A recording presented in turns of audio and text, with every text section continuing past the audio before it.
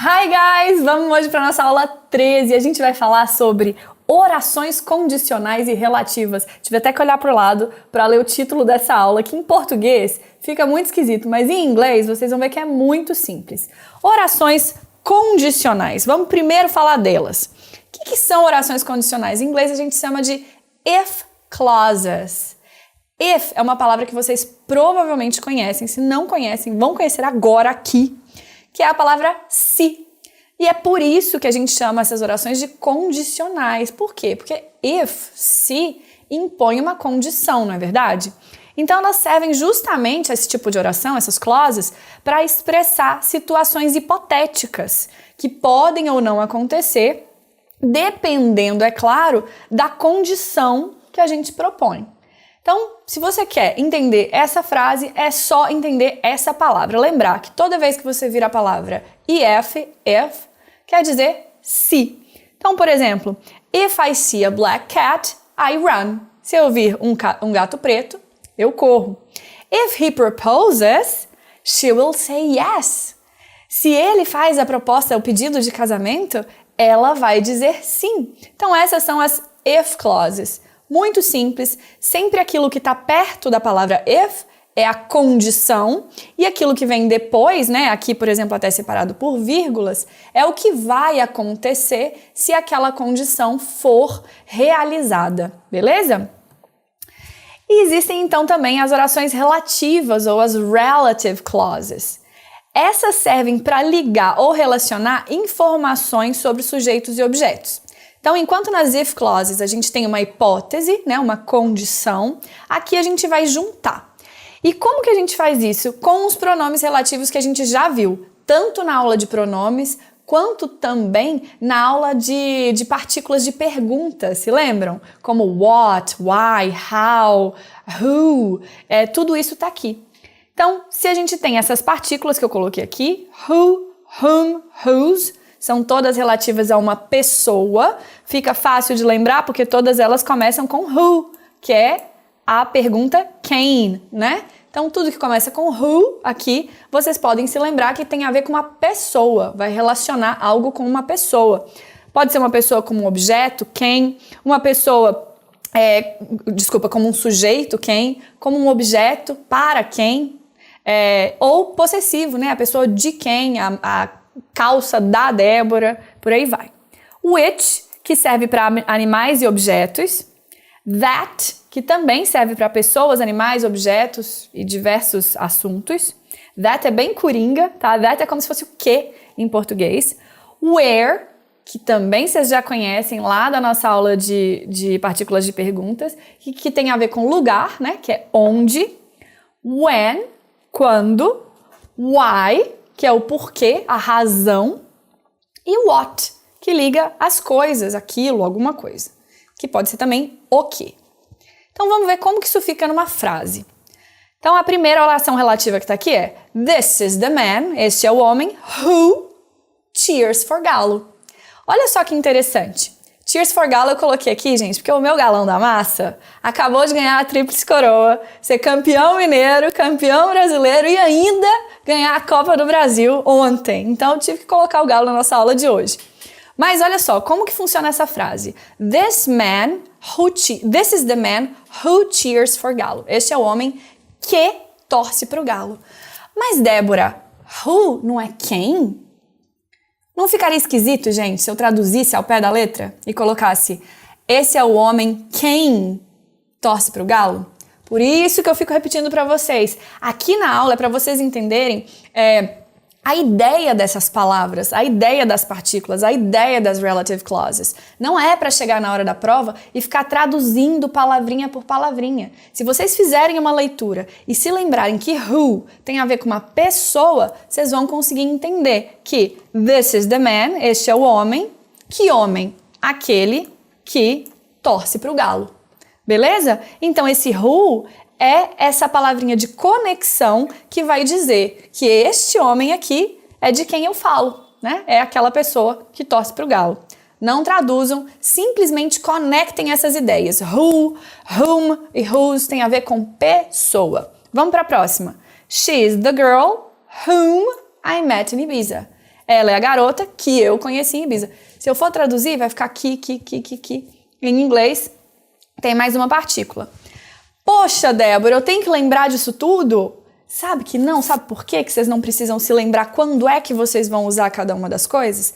Porque na prova vocês não vão ter que escrever nenhum texto em inglês, não é verdade? O que vocês têm que fazer? Vocês têm que ler o texto e entender a ideia do texto. Então não é importante para vocês aqui, na nossa aula, que é específica para fazer vocês entenderem os textos e responderem as perguntas com sapiência, não é importante aprender quando é que eu vou usar cada um desses. É importante entender justamente a ideia, porque essa palavra vai estar lá no texto já para vocês. Vocês vão precisar decidir se eu uso who, whom ou whose. Vocês só vão precisar lembrar que essas 3 palavras têm a ver com pessoa. Próxima. She is the teacher whose classes I love. Essa é a professora cujas aulas eu amo, de cujas aulas eu gosto, por exemplo, né? Espero que vocês falem isso de mim, tá? Tô esperando esses comentários na aula. She's the teacher whose classes I love.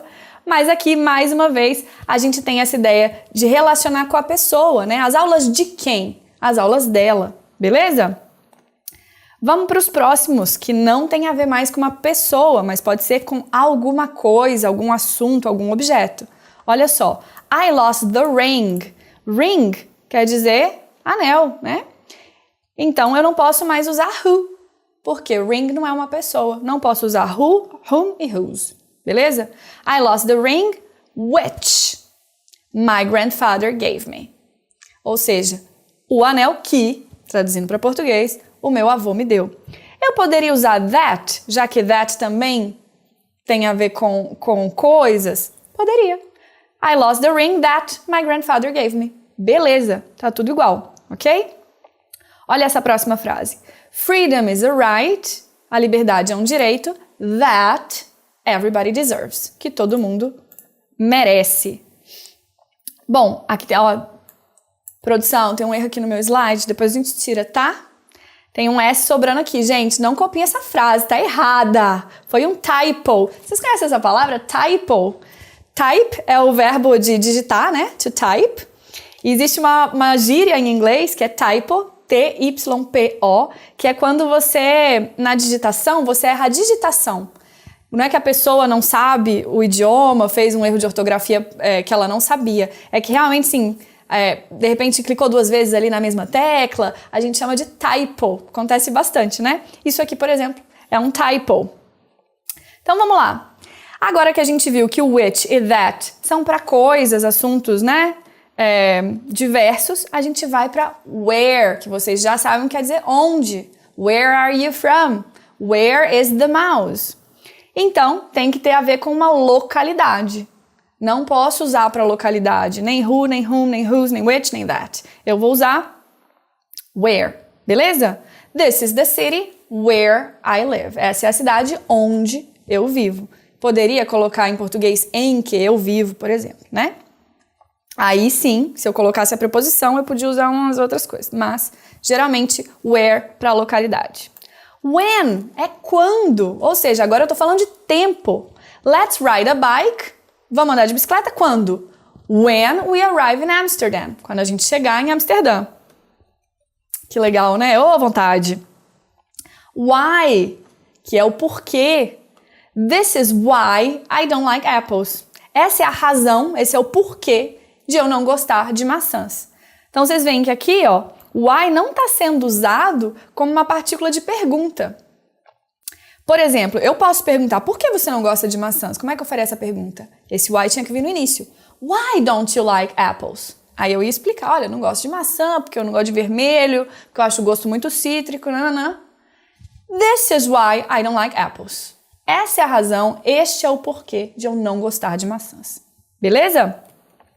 E nossa última partícula é what, outra palavra que a gente ouve muito, que geralmente começa a pergunta de o quê. Então aqui também ela vai se referir àquilo, a alguma coisa, né?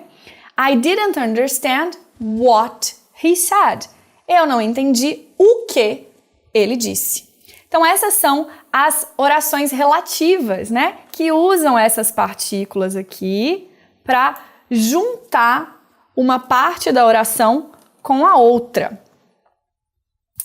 E aí, gente, olha que questão sensacional para a gente ver a diferença entre uma if clause e uma relative clause. If, lembrando que são aquelas, né, condicionais, e as relative clauses, que são essas últimas que a gente viu aqui. Questão da UERJ de 2019. The question is not if another outbreak will happen, but when. O que será que isso significa? Aqui a gente já viu que tem um if e aqui a gente já viu que tem um when. Então aqui a gente tem o if de se, de uma oração condicional, e o when, que quer dizer quando, que poderia estar dentro de uma relative clause. A pergunta não é if, não é se outro surto vai acontecer, mas quando. Olha que interessante. E aí ela pergunta: The underlined words present the health community's opinion concerning new outbreaks of epidemics. Ou seja, essa expressão, né, que está sublinhada, apresenta a opinião da comunidade de saúde sobre outbreaks, que é uma palavra que a gente já viu aqui também em outras questões, tá? Outbreak é algo que se espalha, ou seja, um surto de pandemia. Então, isso aqui, ó, isso que está sublinhado é a opinião da comunidade de saúde sobre surtos pandêmicos. E o que ele quer dizer? According to their opinion, future outbreaks are seen at. De acordo com a opinião deles, como é que esses novos surtos, né, os surtos futuros são vistos? Olha só. Unlikely, certain, probable, impossible. Então vamos voltar e ler a frase de novo? The question is not if. A questão não é se, mas quando. Eu não preciso nem entender essa partezinha aqui, ó. Se eu conseguir entender só isso aqui, ó, a questão não é se, mas quando, eu já consigo resolver essa questão. Porque se a questão não é se, mas quando, eu não estou falando de algo impossível, correto? Porque vai acontecer. É uma questão de quando, não tem condição. É apenas uma questão de tempo, vai acontecer. Então, eu já eliminei impossible, já eliminei probable e já eliminei unlikely, que quer dizer também que não é provável. Ou seja, unlikely não é provável, C é provável e D é impossível. Eliminei tudo, só sobrou a C. Por quê? Porque não é uma condicional, não é uma questão de se, é uma questão apenas de tempo, de when. Ou seja, é certo, é certeiro. Gabaritei essa questão e vamos para a próxima aula.